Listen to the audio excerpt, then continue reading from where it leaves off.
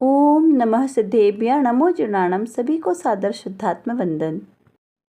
आज चैत्र कृष्ण दशमी का यह शुभ मंगल पावन दिवस है और प्रतिदिन प्रसारित होने वाले सोनगढ़ संदेश में जो आज संदेश हमें प्राप्त हुआ है वह सम्यक दर्शन की महिमा को बताते हुए यह संदेश है, जिसमें यह बताया है कि किस प्रकार सम्यक दृष्टि जीव की परिणति अंतर्मुख होती है और कैसे निरंतर वह भेद ज्ञान के द्वारा अपने सम्यक दर्शन को और आगे बढ़ाते हैं।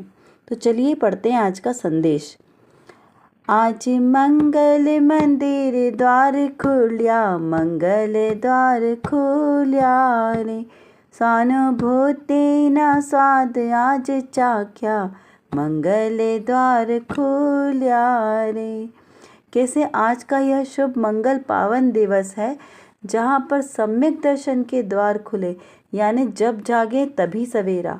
सम्यक दर्शन भी एक पर्याय है, लेकिन मैं तो कैसा हूँ?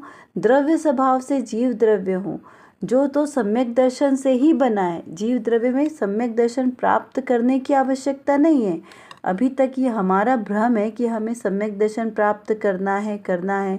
तो यहाँ पे कहा कि द्रव्य दृष्टि से देखो तो सम्यक दर्शन पर्याय है, आपको प्राप्त करने की आवश्यकता नहीं है, क्योंकि सम्यक दृष्टि तो मैं स्वयं हूँ द्रव्य स्वभाव से ना। तो द्रव्य स्वभाव का अवलंबन लो, पर्याय का नहीं। तो द्रव्य स्वभाव से जब हमने यह जाना कि मैं को सम्यक दर्शन प्राप्त नहीं करना है, मैं खुद बना बनाया सम्यक दृष्टि हूँ, बस ऐसा दृढ़ श्रद्धान रखना है, ऐसा ज्ञान करना है और ऐसा अनुभव करना है। अब यहाँ पर दो पक्षों से बात चल रही है। ये बात द्रव्य दृष्टि से चल रही है कि द्रव्य दृष्टि से प्रत्येक जीव कैसा है, सम्यक दर्शन सहित ही है, क्योंकि उसमें कर्म की कहीं लालिमा कालिमा है ही नहीं। तो यहाँ द्रव्य दृष्टि की बात चल रही है, पर्याय दृष्टि की नहीं। अगर पर्याय दृष्टि में यदि हम अपने आप को ऐसा सम्यक दृष्टि केवल ज्ञानी सिद्ध समान शुद्ध मान लेंगे तो फिर हमारा तो जो अशुद्धि पर्यायगत अशुद्धि है वो कभी दूर ही नहीं होगी। और वर्तमान में यदि हम इस प्रकार सिद्ध समान शुद्ध मानेंगे तो ये निश्चयाभासी का मिथ्या दृष्टि हो जाएंगे। तो हमें यहाँ पर इस प्रकार छल ग्रहण नहीं करना है। आचार्य देव बारंबार कहते हैं समय सारजी ग्रंथ के आधार से कि मैं तुम्हें अपना एकत्व विभक्त आत्मा दिखलाऊंगा, लेकिन तुम छल ग्रहण मत करना, छलम न घतव्यम। तो यहाँ पे हमें छल ग्रहण नहीं करना। यहाँ द्रव्य दृष्टि की बात चल रही है, तो जब भी द्रव्य दृष्टि की बात चलेगी तो वो द्रव्य के आश्रय से बात चलेगी। वहाँ पर ऐसा नहीं समझना है कि सिर्फ आत्मा आत्मा बोलने से आत्मा मिल जाएगा, कि मैं ज्ञायक स्वभावी आत्मा हूँ तो उससे आप ज्ञायक स्वभावी बन जाओगे। ये द्रव्य दृष्टि का विषय है, समझने की विषय है, लेकिन क्रिया पर्याय का विषय अलग है। पर्याय में आपको बुद्धिपूर्वक सच्चे देवशास्त्र गुरु का ही विनय करना है, क्योंकि वही सम्यक दर्शन में निमित्त कारण है। क्या कहा? निमित्त कारण है, लेकिन उनको निमित्त मानकर सिर्फ सम्यक दर्शन सच्चे देवशास्त्र गुरु की पूजा भक्ति ही करते रहें तो उससे 3 काल में भी सम्यक दर्शन नहीं होगा। क्या कहा कि सिर्फ मात्र वीतरागी देवशास्त्र गुरु के पूजा भक्ति आराधना के बल पर सम्यक दर्शन प्राप्त नहीं होता है, क्योंकि वो एक पर्याय है। तो पर्याय का लक्ष्य करेंगे तो पर्याय कभी नहीं मिलेगी, द्रव्य का लक्ष्य करेंगे तो पर्याय सहज ही प्रकट होगी। तो इसलिए यहाँ पे स्वभाव लक्ष्य किसका करना है? अपने आत्म स्वभाव का, यानी निश्चय का लक्ष्य करेंगे तो पर्याय तो व्यवहार प्रकट होगा। अगर व्यवहार का लक्ष्य करेंगे तो वो मिथ्यात्व हो जाएगा। क्या कहा? बात बहुत गंभीर है और सूक्ष्म भी है कि व्यवहार का लक्ष्य करेंगे तो मिथ्यात्व हो जाएगा। देवशास्त्र गुरु सच्चे हैं, बीतरागी हैं, वही सच्चे निमित्त हैं, लेकिन यदि उनके लक्ष्य से पूजा भक्ति पाठ किया तो वो मिथ्यात्व की श्रेणी में चला जाएगा। क्यों? क्योंकि परद्रव्य किसी द्रव्य का कुछ करता धरता ही नहीं है। परद्रव्य के आश्रय से कभी मोक्ष होता नहीं है, आश्रय तो स्वद्रव्य का लेना पड़ेगा। लेकिन यदि हमने सिर्फ देवशास्त्र गुरु को ही निमित्त माना और निमित्त पे ही विश्वास रखा कि इनके ही आश्रय से मेरा कल्याण होगा, तो कभी कल्याण हो नहीं सकता। बात समझने के लिए बहुत सरल है, लेकिन ये पचाना बहुत मुश्किल है। ये हर किसी को पचने नहीं वाली है। जबकि कहा तो क्या है, आबाल गोपाल सबको सुलभ है। ये इतनी सरल बात है, तो इतनी सरल बात को हमें सिर्फ आत्मसात करना है। ऐसे ही जिस जीव को सम्यक दर्शन प्रकट होता है वे कभी अपने आप ये सब नहीं कहते कि हमें सम्यक दर्शन की प्राप्ति हो गई। सिर्फ उनके अनुभव की बात होती है, जो वो स्वयं में ही अपने आनंद के मस्ती में मस्त रहते हैं। और केवल ज्ञानी व्यक्ति जान पाता है कि कौन जीव सम्यक दृष्टि है और कौन नहीं। हमें किसी की परीक्षा करने का कोई राइट नहीं है। तो यहाँ पर जब अनुभूति होती तो अनुभूति का काल क्या, सामायिक, जब शांत मन से शांत चित्त होकर जब जीव एकाग्रता से अपनी आत्मा का अनुभव करता है, तब इस पर्याय में भी शुद्धता प्रकट होती है। यहाँ पर पर्याय की बात चल रही है। द्रव्य स्वभाव तो त्रिकाल शुद्ध है, शुद्ध था और शुद्ध रहेगा। तो यहाँ पर किसी को प्रकट करने का भाव नहीं है। फिर आगे कहा कि जब किस समय पर हमें सम्यक दर्शन की अनुभूति होती है, तो एकाग्र पूर्वक सामायिक के समय में, क्योंकि उस समय मन कैसा होता है, शांत एकाग्र होता है, तभी आत्मा की अनुभूति होती है। तो उस समय अनंत काल में भी जो आज तक नहीं हुआ, ऐसी अपूर्व अनुभूति का एहसास उस समय होता है। क्यों? क्योंकि वो सुख तो असली सुख है ना। अभी तक तो हमको सिर्फ सुखाभास हुआ है, लेकिन उस असली सुख का अनुभव नहीं हुआ। वो सामायिक के समय में ऐसा अपूर्व अनुभव में आता है, जो पहले कभी समझ में नहीं आया, वो अब समझ में आया। इस प्रकार अंतर में आनंद का सागर उछलने लगता है और इसे अपूर्व शांति का अनुभव होता है। तो उसे ही कहा वो सम्यक दर्शन की दशा है। तो इतना। इसके आगे कहा कि प्रथम में स्वरूप करना कैसे, तो प्रथम में स्वरूप सन्मुख होकर निर्विकल्प अनुभूति हो, आनंद का वेदन हो, तभी यथार्थ सम्यक दर्शन हुआ कहा जाता है। उसके बिना प्रतीति यथार्थ नहीं होती। क्या कहा? सम्यक दर्शन हुआ, यह कैसे कहा जाएगा? तो जब प्रथम स्वरूप के सन्मुख होकर, यहाँ पर स्वरूप की सन्मुखता यह अनिवार्य शर्त है कि जब तक जीव स्वरूप के सन्मुख नहीं आएगा तब तक उसको आत्मानुभूति नहीं होगी। फिर क्या कहा कि निर्विकल्प अनुभूति हो, फिर आनंद का वेदन होना, तभी यथार्थ सम्यक दर्शन हुआ, इस प्रकार कहा जाता है। उसके बिना यथार्थ प्रतीति नहीं कही। तो यहाँ पर कितनी शर्तें हैं? पहला सम्यक सन्मुख होना, निर्विकल्प अनुभूति होना, आनंद का वेदन होना। इस प्रकार तीन विशेषताएं होगी, तब सम्यक दर्शन की प्रकटता होगी।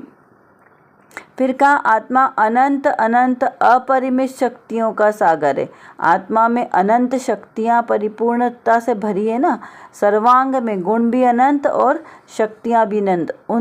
ऐसी अनंत शक्तियां मेरे ज्ञान स्वभाव में सहज ही उछलती है।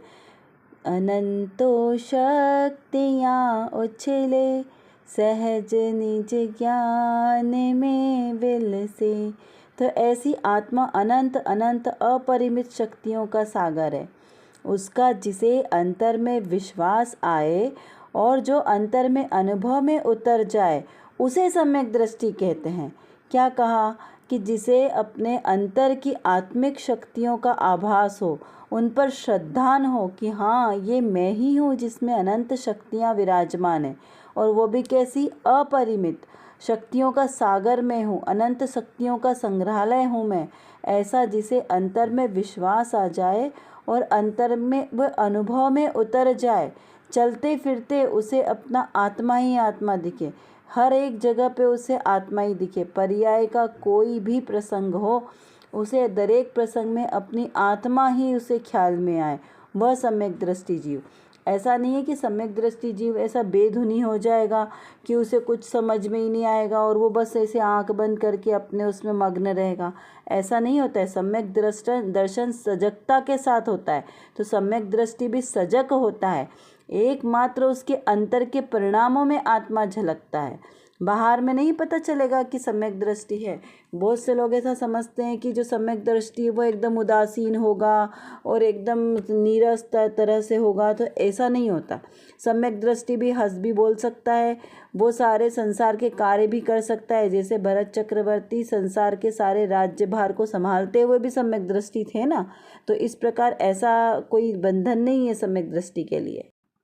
जैसे हमें अपने इस देह की पहचान यानी अपना नाम और अपने देह के स्वरूप को विचार करने के लिए कोई बार बार विचार चिंतन करके नहीं बैठना पड़ता है, उसी तरीके से आत्मा तो मैं ही हूँ ना, वो आत्मा मेरा स्वभाव है।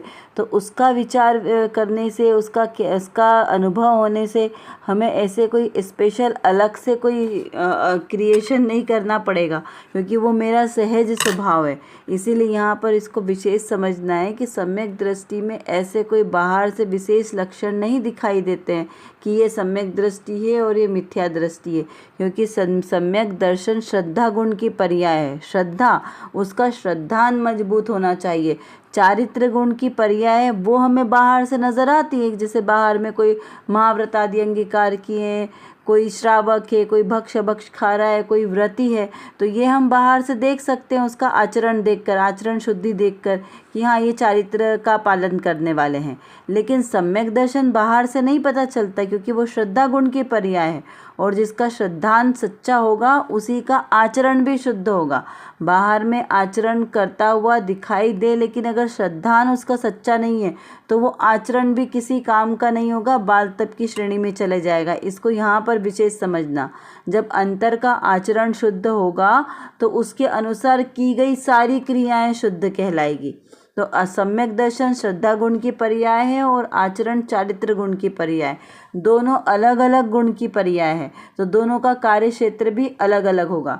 इसलिए अब हमको अनुभव क्या करना है, मैं ज्ञायक भगवान आत्मा हूँ ऐसा विश्वास करना है। मैं ज्ञायक स्वभाव वाला हूँ ऐसे निर्णय करना है। मैं ज्ञायक स्वभाव वाला हूँ ऐसा अनुभव करना है ना। इस प्रकार से चिंतन धारा को बढ़ाएं और अपने सम्यक दर्शन को प्रकट करें। कर विचार तो पाम, हम जितना विचार करेंगे उतना ही हमारा विषय क्लियर होगा, क्योंकि हमारे पास समय की कमी है और जानना बहुत ज़्यादा है। और किसको जानना है? अपने ही ज्ञायक स्वभाव को जानना है। तो जब तक हम अपने इस ज्ञायक स्वभाव को नहीं जानेंगे तब तक हमारा कोई भी कार्य सिद्ध नहीं हो सकता। तो एकमात्र जो मेरे अंदर, मतलब मेरे आत्म स्वभाव में जो ज्ञान नाम का विशेष गुण है, इस गुण को एकमात्र अपने ज्ञायक स्वभाव को जानने में लगाएं तो निर्विकल्प दशा की प्राप्ति होगी। और इस निर्विकल्प दशा के ही आश्रय से हमें शाश्वत सुख की प्राप्ति होगी। तो वो शाश्वत सुख हमें प्राप्त हो, इसीलिए पुरुषार्थ करना आवश्यक है। उसके लिए व्यवहार से तो सच्चे वीतरागी देवशास्त्र गुरु का आश्रय लेना योग्य है, और निश्चय नय से मेरी निज शुद्धात्मा का आश्रय लेना ही सर्वश्रेष्ठ उपाय है। अभी के लिए बस इतना ही। विशेष चर्चा हम आगे की कक्षाओं में करेंगे। तब तक हम अपने आत्मस्वरूप को जाने, पहचाने और उसी में लीन रहें। इसी विशेष मंगल भावना के साथ आप सभी को सादर जय जिनेंद्र।